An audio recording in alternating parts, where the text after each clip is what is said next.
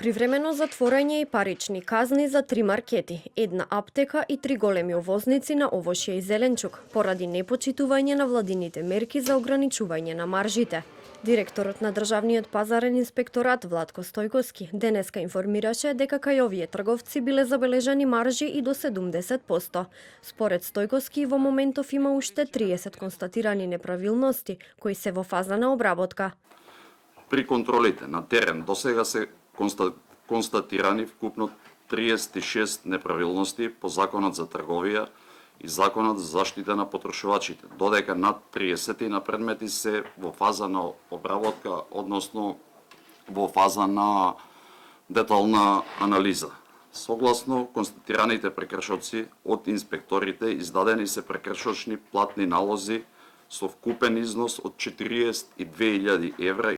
Министерката за финансии Гордана Димитриевска-Кочовска пак појасни дека владата и во иднина ќе остане посветена во изработката на стратегија со која ќе се спречат проблемите со цените.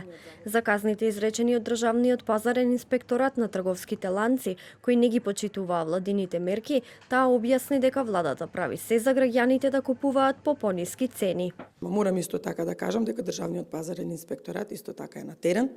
Знаете и самите дека имаше и казни од страна на Државниот пазарен инспекторат кон одредени компании кои што не ги почитуваа мерките на владата и парично се казнети и се затворени 15 дена да не работат, така што правиме се за да граѓаните на крајот можат да ги купат производите по пониски цени во маркетите.